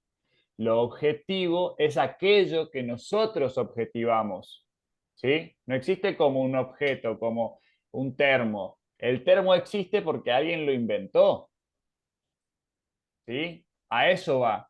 Y entonces tenemos que hacernos preguntas justamente acá en lo que plantea Durkheim, por ejemplo, la clase, ¿no? Clase social. Clase social es un concepto inventado, diseñado, producido, ¿sí? Si nosotros le decíamos a Platón, che, Platón, pero vos no estabas teniendo presente las clases sociales. Vos eras un aristócrata que tenía esclavos y que no era consciente de eso. Y claro, más vale que no. Si está hablando 2000 años antes que se produjeran, no, 2000 y más, 2600 más o menos, antes de que se produjera el concepto de clase social, que se descubriera, que se produjera, che, en la estructura social hay clases, ¿sí? Esa es una producción de conocimiento que realiza Marx, ¿sí? El Estado. ¿Qué es el Estado? Es muy distinto a lo que nosotros entendemos por Estado que lo que entendía Aristóteles. Entonces lo que Nasmanovic nos dice, seamos conscientes de que la objetividad no existe como algo duro, rígido, absoluto, sino que la objetividad es algo que nosotros mismos producimos, que la ciencia produce, que la historia produce, que la cultura produce, que el discurso produce, ¿sí? Y entonces poder ir diferenciando estas cuestiones, que lo objetivo no es algo neutro, como decía el profesor, no es entrar a un laboratorio y, ¿viste? Y ponernos los guantecitos y no tocar nada y no ensuciar nada, que hasta eso hoy día está recontra cuestionado. Si no se ensucia, ¿no? Tengo una paciente genetista que todo el tiempo me dice, y en realidad uno está estudiando ese agua, no el agua. Entonces después vamos y hacemos las intervenciones y decimos, che, pero hay variaciones. Más vale, porque no estamos interviniendo sobre el mismo campo que vos interveniste en tu laboratorio. ¿Sí? A eso le están llamando epigenética y otras variaciones que están habiendo por problemas que se están produciendo dentro de la ciencia, ¿no? Se hacen un tratamiento y ese tratamiento no funciona igual en todos los cuerpos. ¿Qué pasó? Porque esto que decía el profesor, esa objetividad hay que situarla una y otra vez. Si no, los datos nos van a arrojar conclusiones que sean falsas en otros contextos.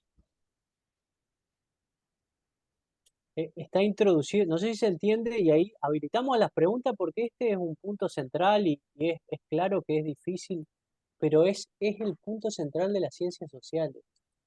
Nosotros objetivamos, es un ejercicio del investigador. Fundamental eso. Franco, y no cuando solo de las ciencias objetivamos, sociales, ¿eh? no, De claro. la ciencia en eso, general. sí. Objetivar, ¿no? Implica situar. Entonces nosotros vamos a estudiar los trabajadores. ¿Cuáles? Los asalariados, los monotributistas, los informales. ¿Cuáles vamos a estudiar? No son lo mismo. No son lo mismo. ¿Se entiende?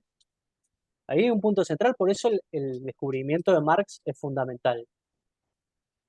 Porque Marx reconoce que había una condición material en el trabajador proletario que determinaba la vida de esa persona. Lo mismo va a pasar acá. Alguien que está en una condición de relación informal y tiene menos ventajas y derechos que alguien que es asalariado del Estado o una persona con un contrato de relación de dependencia en una empresa privada.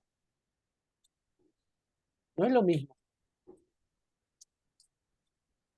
¿no? ¿Se entiende eso? Fundamental. Sí, profe, Preguntas, se dudas, porque si no, no vamos a entiende. poder avanzar. No entiendan tan rápido, pregunten. Sí, también, eso. Podemos habilitar más preguntas, ¿no? Es un tema difícil este que estamos presentando. Sí, muy difícil. Justamente hubo toda una discusión para hacer el trabajo práctico y para abordar los conceptos de los autores propuestos y salirse de ese autor propuesto y buscar otras respuestas. Excelente. Igual está muy bien la pregunta porque es esto, nosotros a veces tenemos que encontrar siempre la mejor forma de poder ir diciéndolo y encontrándolo. Ustedes lo van a ver a lo largo de su formación, ¿sí? Cuando hagan estudios, cuando hagan investigación, van a ver que el ejercicio de situar, ¿sí? De dónde vamos a relevar los datos es fundamental. Fundamental, ¿sí? No podemos estudiar sobre un campo, ¿no? Una muestra que no sea representativa de una realidad objetiva, ¿sí? Y ahí vuelvo a decir, realidad objetiva que nosotros objetivamos. Nosotros vamos a decidir estudiar al trabajador informal o al asalariado, con el ejemplo que traía hoy. Nosotros hacemos ¿Sí? los objetos, aún los objetos de las ciencias sociales. Somos los constructores, el carpintero que está haciendo la casita, la cucha para el perro. ¿Sí? Somos Sí. nosotros los que construimos esos objetos. Claro, una de las propuestas que hacía el trabajo práctico en el punto 1 era justamente que extraigamos una cita del texto que nos haya parecido significativa y que haya permitido reflexionar como futuros dices vitadis. Y ahí fue donde teníamos que poner en qué lugar nos situábamos y justamente habla del contexto, ¿no? Desde dónde y con qué mirada y con la importancia que le damos a los datos y cómo construíamos esos datos a partir de nuestros a priori en lo social, digamos, ¿no? Y estadísticamente los informes. Bien. Iba a hablar ahí Pablo, parece. Sí, o sea, resumiendo un poco lo que se dijo. Entonces, una opinión objetiva no tiene que ser, digamos, neutral, porque la objetividad lo que busca es la construcción. Pueden haber dos personas hablando, opinando o debatiendo sobre un mismo tema que tienen perspectivas o visiones diferentes y pueden ser objetivas, porque cada uno tiene una información diferente que avala por ahí lo que dice y a través de ese debate es la construcción que se realiza.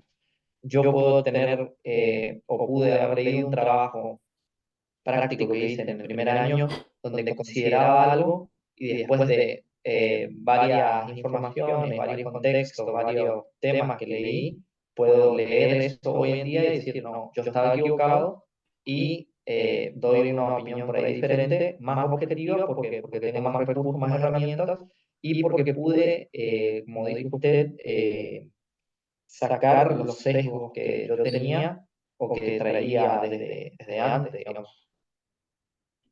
Y por eso es tan importante poder ir despegándonos de ese pensamiento binarista, dicotómico, ¿no? Si nosotros, una de las grandes críticas que se hacía, por ejemplo, en el debate presidencial, era la efectividad del Estado, ¿no? Que el Estado era inefectivo. Y en el ejemplo que traía el compañero acá de las multas y demás, ¿no? De tener que llevar al juzgado, que hacer todo un trámite burocratizado y demás, uno diría tranquilamente, es una crítica muy válida. ¿Sí? No importa que venga de la derecha, de la izquierda, no importa de quién venga. Es una reflexión que tenemos que hacer. Hay cosas del Estado, hay cosas de la vida cotidiana que sí, necesitamos mejorar. Más vale que sí, ¿no? Pero me parece que a veces cuando uno piensa en términos dicotómicos, piensa que porque lo dijo alguien de derecha, entonces yo tengo que oponerme. O al revés, que porque lo dijo alguien de izquierda, entonces yo tengo que oponerme. ¿Sí? Y entonces estamos pensando desde dos lugares que no nos permiten avanzar en la discusión. Solamente vamos trabándonos el uno al otro. Es importante, en el ejemplo que traía Pablo, pensar, digamos, ¿no? Cuáles son las condiciones de esas objetivaciones y ver si la objetivación del otro puede ayudarme también a seguir formulando el problema mío de otra manera. Totalmente. Yo agregaría además que, ¿se acuerdan de Steingart? videito, vieron que él dice, bueno, parece que tengo la idea, dice él, tengo la idea que los países industrializados son desarrollados. Y cuando él empieza a agregar variables, empieza a enriquecerse y a matizarse esa idea.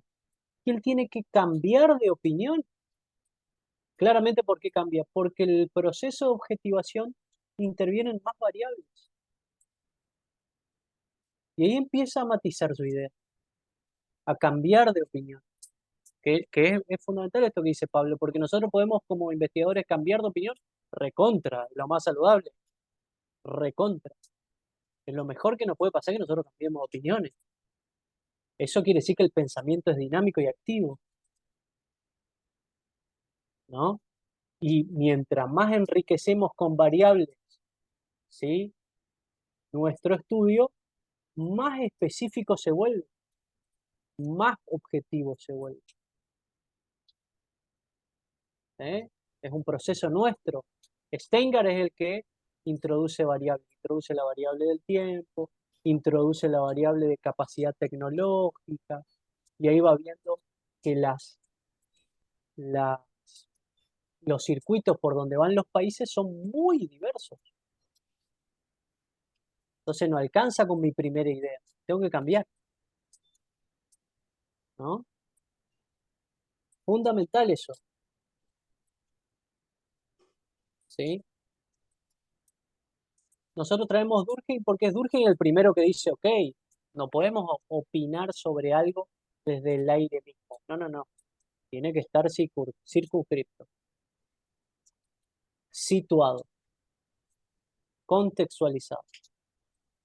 Considerar varias variables, el género, la relación contractual del trabajo, el acceso a la educación, el acceso a la salud. Y ahí vamos enriqueciendo nuestro proceso de objetivación, ¿no?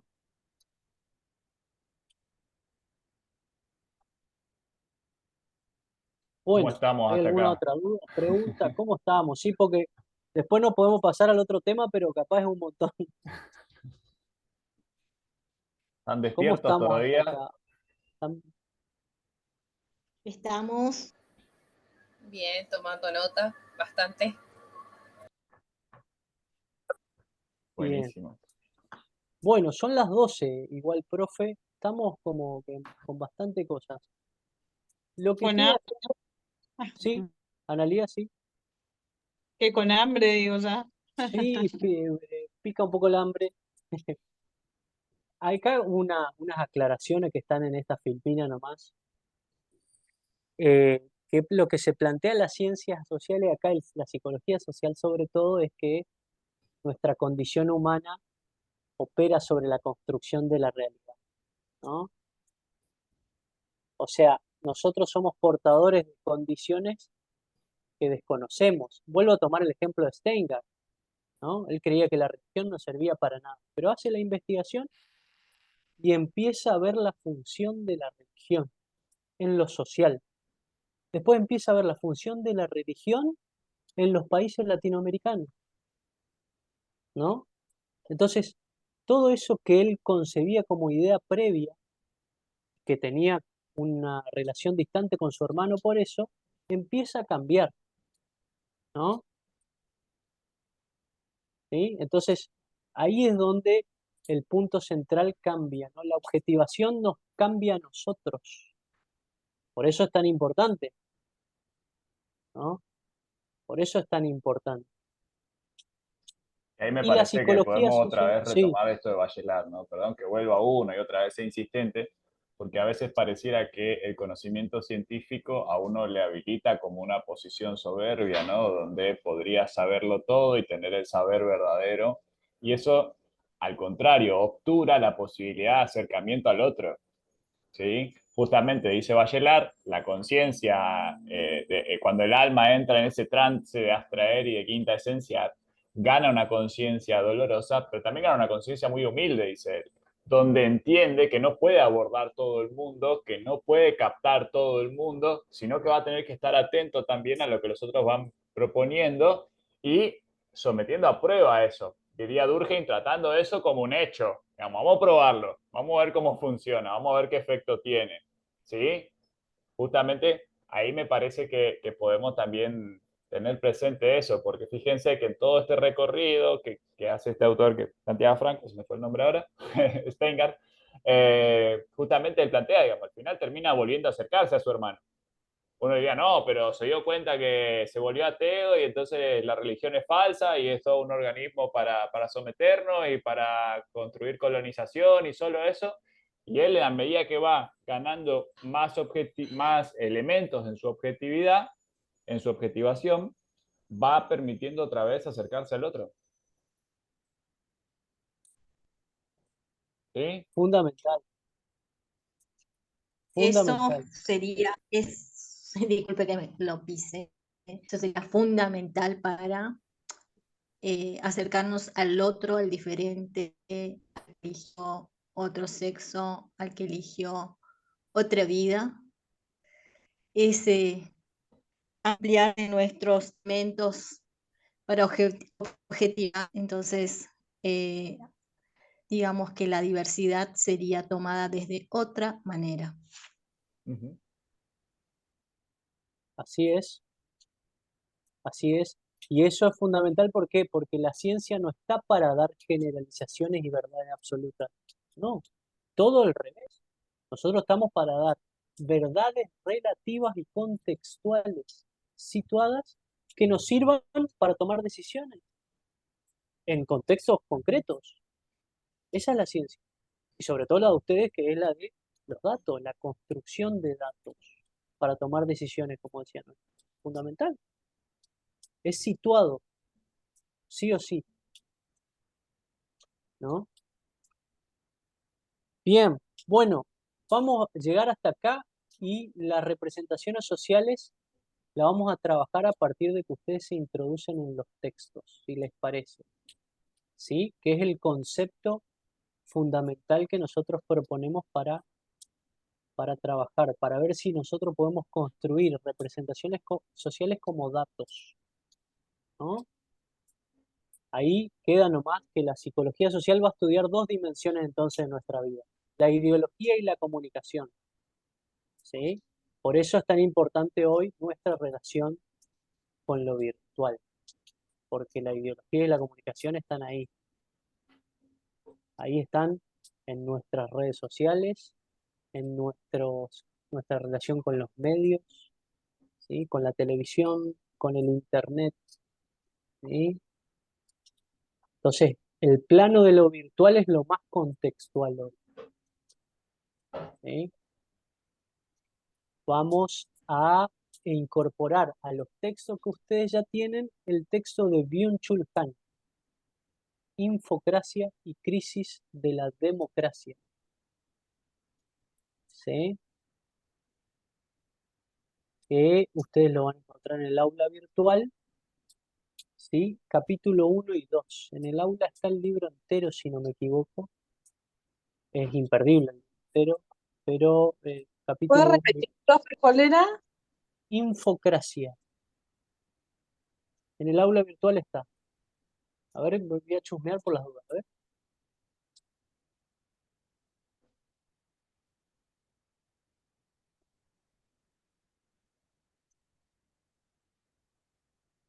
Sí, profe, es el último PDF Ah, está perfecto. de material de cátedra.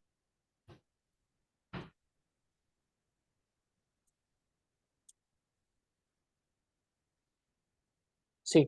Digitalización y crisis de la democracia son dos capítulos. El capítulo 1 es el régimen de la información y el capítulo 2 es infocracia.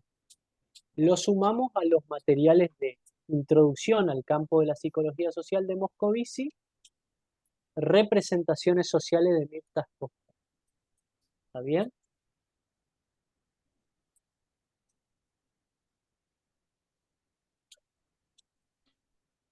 Y Y acá, vamos a Franco, tener... me Sí, parece que con lo que vos estás planteando, quizás creo que a la mayoría acá nos ha pasado que cuando nacimos no existía este mundo. Puede ser, lo más Y, probable. y entonces nosotros estamos un poco como en esa bisagra, ¿no? Somos los que hemos tenido una pata en ese mundo concreto y los que estamos teniendo otra pata en este mundo digital. Entonces somos un tanto híbridos. Yo creo que acá corríamos un riesgo generacional, ¿no? Muy propia, casi diría como defensivo nuestro, de tratar de protegernos aquellos en lo que nacimos, aquella realidad que conocimos y de esas primeras realidades que fuimos construyendo, y pensar que lo digital, que lo virtual, que todo ese nuevo mundo es para los más jóvenes, ¿no? Lo peligrosísimo de eso es que nos vamos a quedar afuera del mundo si hacemos eso. ¿Sí? Entonces, no vamos a poder tener todas estas otras categorías de objetivación que necesitamos para poder pensar este mundo que estamos habitando hoy día. ¿Sí? Entonces, me parece muy importante que hagamos el esfuerzo, pues yo sé que es un esfuerzo, a mí me cuesta, a veces me aburre sentarme a mirar reels, ¿no? A veces me aburre sentarme a escuchar algunas cosas que van saliendo desde la música, desde el arte, ¿no? Por ahí yo busco cosas que sean más similares a aquello en lo cual yo me formé, digamos, ¿no? En el mundo en el cual yo crecí. Y el desafío ahí es justamente acercarnos a las nuevas producciones que se van llevando adelante. Sí, es un desafío casi contra narcisista, digamos, ¿no? Como si uno dijera, Tenemos no, que, yo... hay que desafiar nuestro algoritmo, Sí, hay que sí, interpelarlo. totalmente, totalmente. Y desafiarnos a nosotros mismos también a adentrarnos en ese mundo que está sucediendo hoy día, captando, ¿no? Me parece que justamente esta riqueza que nosotros tenemos en nuestra formación híbrida es justamente eso, que hay cosas que nosotros todavía recordamos cómo era el mundo antes de todo esto, ¿sí? Y hay cuestiones en las cuales vamos viendo cuestiones peligrosas, y decir, che, no está bueno que una persona esté 8 horas recibiendo información con me gustas, no me gusta, ¿no? Que no está bueno que el algoritmo te presente el mundo como vos lo deseas ver, ¿no? Necesitamos la diversidad, necesitamos enriquecernos con la cancha, necesitamos enriquecernos con el círculo de amigos que piensan distintos, ¿no? Que hasta son de partidos políticos opuestos al mío. Necesitamos enriquecernos de esa diversidad. Entonces, me parece que ahí nuestra riqueza, ¿no? Como ser justamente la generación bisagra en este pasaje, es justamente eso, también poder traer algunas cosas de valores que quedan del mundo antiguo, ¿no? Y también poder abrirnos a las riquezas que pueda traer este mundo nuevo. Me parece que ahí hay algunas cuestiones que necesitamos ir poniendo en tensión. Si no, vamos a analizar un mundo que ya no existe.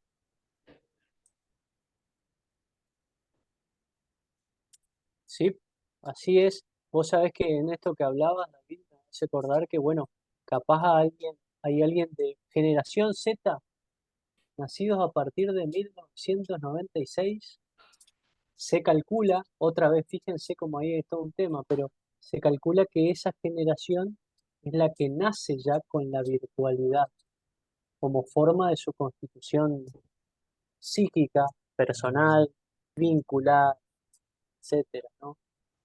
Obviamente esto es global, no, en todos lados sucede así, no, otra vez. Si nosotros creemos que esto es así mundialmente, caemos en un error garrafal, porque el internet no llega a todos lados, y los dispositivos de internet no llegan a todos lados. O que llegan Ojo, a todos lados de la misma manera. claro, entonces, no, pero es como una aproximativa, ¿no? Generación Z, dice.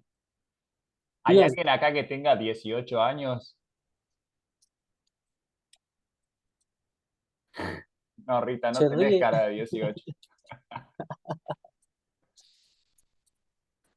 En nuestra provincia, por ahí algunos trabajos que se han venido haciendo, lo que plantean es que el Ay, pero acceso vos sé cuánto me da, igual no me dan mi edad, así que tranquilo. buenísimo. Está muy bien. Pero en nuestra provincia se han hecho trabajos, ¿no? Que plantean que justamente esta digitalización del mundo se calcula que ingresa más o menos alrededor del año 2006, ¿sí? Porque hay un incremento enorme de la venta de celulares, un incremento terrible, ¿no? Es realmente muy, muy exponencial el salto que hace. Y el acceso a Internet también en esos años. Entonces, podríamos pensar que hoy día esa generación que solo conoce el mundo con digitalización del mundo, más o menos estaría hoy día entrando en la universidad en el recorrido común, ¿no?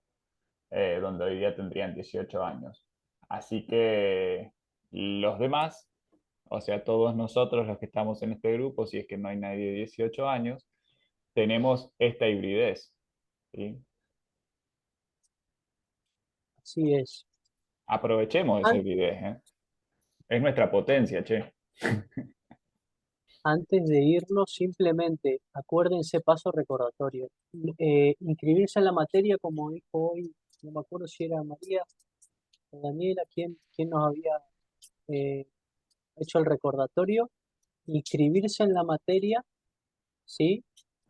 Eh, los que todavía no se inscribieron, que tenemos tiempo hasta el lunes, ¿sí? Cualquier duda o consulta al grupo de WhatsApp, ¿sí? No hay problema, escribimos, ¿sí? Mandamos mensajes, ¿sí? Cualquier cosa que no puedan acceder a los textos, avisen, pero están todos ahí en el aula virtual, manden mensajitos, no hay problema. Lo otro que tengo que aclarar es que el viernes nos vamos a ver sincrónico, o sea, así como estamos en este momento, ¿sí? A partir de las 18 horas, ¿está bien? ¿Sí? Acuérdense de eso, porque va a ser nuestro primer viernes, sí, ¿De 18 a cuánto? y hasta las 20. Ah, bueno. 18 a 24 horas, Francisca. No, porque por el polo educativo, nomás que para las 8 ellos ya se retiran. Para las personas que Perfecto. no tienen internet. Está No, muy bien. Excelente dato. por mí me gusta escucharlo, por mí puede seguir hasta las 0 también. Pero No, nosotros tenemos- nos cansamos también, Francisca. somos pobres, ya vamos a sacar 15. Bien, bien. Bueno, estamos entonces, no sé si me estoy olvidando algo. Del trabajo, Franco. Profe, yo tengo una duda del trabajo. Listo, no dije nada. El Plantea la trabajo, sí, duda sobre. sí, Quisiera saber sobre el trabajo que comentó al inicio de la clase que íbamos a tratar. sí, el trabajo de introducirlo, pero lo vamos a hacer una vez que tengamos la cuestión de representaciones sociales. Lo que vamos a hacer es establecer cuál va a ser el trabajo de acreditación de la materia, ¿sí? El viernes nos va a dar tiempo para eso porque vamos a charlarlo, ¿sí? Sin apuro, ¿sí? Y conversamos bien el viernes para no sobreabundarnos de información. Ahora nos metemos en los materiales bibliográficos, ¿sí? Lo leemos y el viernes tenemos también una clase, pero ya también, ¿sí? Con todo lo que ustedes pudieron registrar de los materiales. ¿Está bien? Y ahí vamos a estar más sólidos para encarar la otra parte. Sobre los Gracias. materiales tenemos que hacer resumen nomás, profesor, entonces. Sí, si nosotros les llevamos a mandar una guía, le avisamos.